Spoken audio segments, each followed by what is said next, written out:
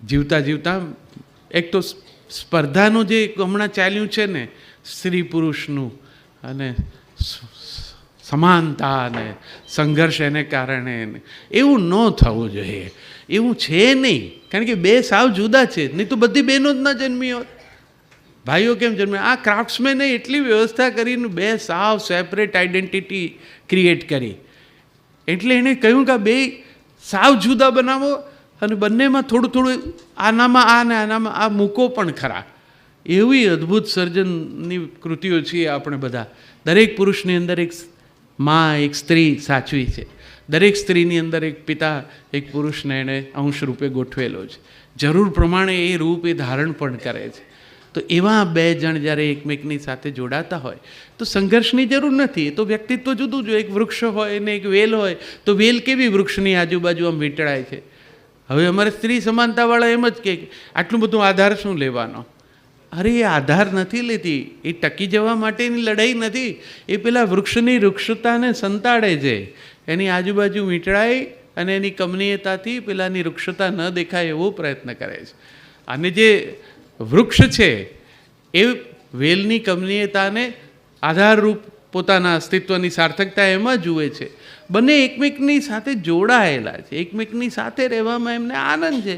બાકી આટલી નદીઓ જઈને સાગરમાં ભૂસકા મારે તો એમ જ લાગે ને કે આ તો આત્મઘાત છે. પેલો સાવ ખારો છે, આ મીઠા છે, એણે શું કરવા ત્યાં દોડી દોડીને ભૂસકા મારવા જોઈએ? આગળ ન જતા રહેવું જોઈએ. હવે ખારાને રોજ ભરવા આવવાનું ને એનો કંઈ એમાં કશો અર્થે નથી, એમાં કંઈ પ્રાપ્તિ નથી. પણ એવું છે નહીં. કુદરત એવું સરસ ગોઠવ્યું છે. આ ખારો છે એ ખારો જ રહેવાનો છે, મીઠો નહીં જ થાય. અને તોય બધા મીઠા આવીને એમાં ભળે. પછી આ પાછી ઉપર જાય તાપે તપીને, પછી ત્યાં પાછી બંધાય વાદળ, પાછી વરસે ને ફરી પાછી મીઠપ નીચે આવે. ખારાશને ગાળે પછી મીઠપ થઈને લાવે નીચે ને પાછા વહેતા વહેતા ખારાશમાં જાય. આ પ્રક્રિયા છે. સ્વભાવથી ભિન્ન જ હોય એવા ભિન્ન તત્વો એકમેકની સાથે જોડાય. એ કેટલાક અભિન્ન થાય. એટલે જ હું હંમેશા કહું છું, અસ્તિત્વ અને વ્યક્તિત્વ બંનેનો આદર એ દાંપત્ય માટે બહુ મહત્ત્વનો છે. તો મારા જે સમવયસ્કો છે એમને માટે, તમારા માટે તો આટલું ભાષ્ય કરી દીધું પૂરતું છે. બાકી આમાં આગળ તમે બીજા અધ્યાયો ઉમેરી શકશો. પણ એક મુદ્દો જે મને એમ થયું કે આજે હળવાશથી પણ પછી કહેવું જોઈએ. એમ પછી બધું ગંભીર કરી દઈએ તો પાછા જતાં પાછા ઘણા લોકો એકબીજા સાથે આમ કે આપણે આવું ચાલે છે કે આપણે આવું નથી ચાલતું. એવું નહીં. એમ તમારું જેમ ચાલતું એમ ભલે જ ચાલતું. ને મારા કહેવાથી બદલાય નહીં ને એક રાતમાં તો નહીં જ બદલાય. એવું ક્યારેક કરવું હોય તો એવું કરાય ખરું કે આજે આ તારીખે આપણે આમના રિસેપ્શનમાં આવ્યા ને, જેટલા વડીલો પતિ પત્ની છે એ બધા ઘેર જતાં પહેલાં એવું નક્કી કરી લઈએ કે આપણે આખું અઠવાડિયું એકમેકની સાથે જે વાતો કરી હોય એની નોંધ રાખીએ. અને નોંધ લઈ અને એક્ઝેક્ટ આવતા શનિ રવિવારે બેસી હિંચકા ઉપર ચા પાણી પીતા પીતા અને ટેલી કરીએ કે આપણે એકબીજા સાથે શું વાતો કરીએ. અને કરી જોજો, રવિવાર બગડશે. તમે એવું પૂછ્યું હશે શું જમશો, એટલે આણે કંઈક એકાક્ષરી ઉત્તર આપ્યો હોય. એટલે આને કીધું એટલે બીજો એક શબ્દ એમાં ઉમેરાય. આ એવા મંડેન સંવાદો ચાલે છે પતિ પત્ની વચ્ચે. અને અઠવાડિયા પછી ચેક કરો ત્યારે તમને ખબર પડે કે આ વાતો કરવા આપણે પરણ્યા હતા.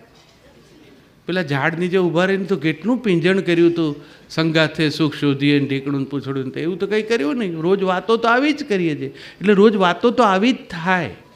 નરેન્દ્રભાઈ આપણા કહેવાથી કંઈ કરે નહીં, પણ આપણે કહેવાય તો ખરું ને કે એમણે આમ કરવું જોઈએ. પછી આ બી એમ કે બેઉને કોઈને પોલિટિક્સનો અભ્યાસ હોવો એવું જરૂરી નથી. પણ there is a bridge of communication. કોઈક વાત તો થાય. સંવાદ એ કી છે, માસ્ટર કી છે સંબંધની. આપણે ત્યાં સંવાદ જ શૂન્ય થઈ ગયો. બંનેને લાગે છે કે વાત કરવાનો કંઈ અર્થ જ નથી. અઠવાડિયે નીકળી જાય છે વાત કર્યા વગર. અને કોઈ એમ ઉખડી નથી જતા, પણ ઓછું જ મનમાં થાય છે કે આજે વાત તો કંઈ કરતા જ નથી. વાત તો કેટલાય બહેનો, કેટલા પ્રસન્ન પતિઓ એવા હોય છે, ઓફિસથી ઘેર આવીને હિંચકે પર બેસી અને ઓફિસમાં શું કર્યું ને એ બધું કે આને. મેં એવા સુંદર કપલ જોયા છે કે પછી એમને ત્યાં વિદાય સમારંભમાં કોકનું હોય ને પત્ની પણ જોડે આવ્યા હોય ને, પત્ની દરેક અધિકારીને ઓળખતી હોય. એકે વાર ના મળી હોય તોય રમેશભાઈ ને પેલા કે નમસ્તે ભાભી, હા તમે પેલું જે કરો છો આ રીતે પેલાને ટેન્શન થાય કે આગળ મેં જે કંઈ કીધું છે બધું ન કહેતો સારું. એટલી બધી ટુગેધરનેસની વાત નથી કરતો, ફિલ્ટર સાથેની કરો, પણ વાત તો કરો. તો મારી વાત પૂરી કરું આ એક રચના સાથે. લગ્ન તણો પ્રાસ મળે મગ્નની સંગાથે, શ્વાસોમાં શ્વાસ અને જીવવાનું સાથે. પત્નીને છોને અર્ધાંગીની કહેવાતી, પત્નીઓ સૌને ના એમ સમજાતી. પત્ની છો લાગે ગૂંચવાયેલી દૂર, ગૂંચવે છે એવા થઈ જાઓ સીધા દૂર. મથી મથી થાકો ઉકેલવા જો જાઓ, મૂંગા સ્વીકારો તો સહેલી છે સાવ. ગૂંચમાંથી ગાંઠ રખે જોજે પડી જાતી, પત્નીઓ સૌને ના એમ સમજાતી. સાંભળો છો એમાં સવાલ નથી હોતો, કહું છું માં એનો જવાબ નથી જોતો. કહે છે જે એને સાંભળી જો લે, તો કંઈ ના કરે તોય સુખમાં એ રહેતો.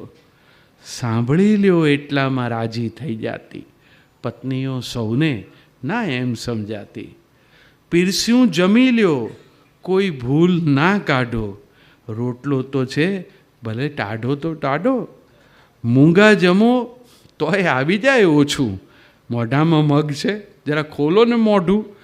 બોલો તો વિફરે, ના બોલો ચીડાતી, પત્નીઓ સૌને ના એમ સમજાતી. કેવી લાગું છું મને કહો તમે સાચું, છાપું છે આડું તોય આંખો એ વાંચું. પળભરમાં આંખોથી અંતરને માપું, ને ગમતો જવાબ એને અનુભવથી આપું. હરખાતી હરખાતી પાછી વળી જાતી, પત્નીઓ સૌને ના એમ સમજાતી. ને આભનો જ વિચાર કરો પકડી લે પાંખથી.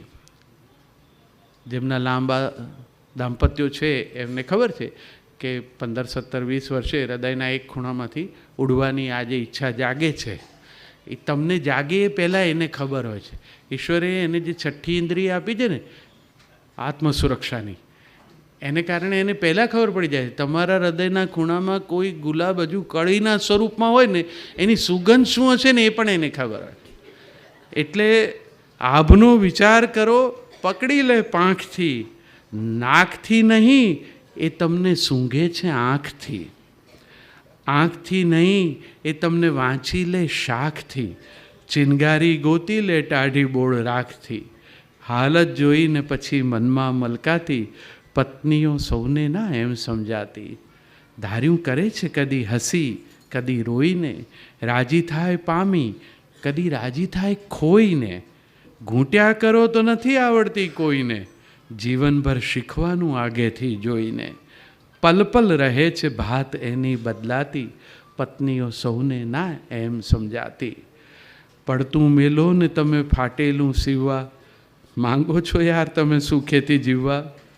મથશો નહીં પત્નીને કોઈ દી ઉકેલવા, પામવી જો હોય તો માંડો એને ચાહવા. મસ્તીમાં જાશે આ જિંદગી જીવાતી, પત્નીઓ સમજું ને સહેજે સમજાતી. પત્નીઓને સમજવાનો પ્રયત્ન કરવાને બદલે કેવળ એને ચાહો. ચાહશો એમાં બધું, એની કંઈ ઝાઝી ડિમાન્ડ જ નથી હોતી. પણ બાકી તમારા ગમણગામાં આડા આવે તો સંઘર્ષ થવાનો જ. એ પૂછે કેવી લાગુ છું ત્યારે જગતમાં કોઈ પતિએ હજુ સુધી સાચો જવાબ આપ્યાનો દાખલો નથી. બધા એમ જ સરસ જ લાગે ને, તું તો સરસ જ લાગે ને. પુરુષો તો એવા સરસ રીતે નરોવા કુંજરોવા જેવા જવાબ આપે, તું તો સરસ જ લાગે ને, તું કઈ દિવસે એવી લાગે, તારે તો પૂછવાનું જ ન હોય. આમ તેમ કહી અને પથરા નીચેથી હાથ કાઢી લેવો જોઈએ માણસે. અસત્ય પણ ન બોલ્યું અને સરસ રીતે વાત પણ થઈ ગઈ.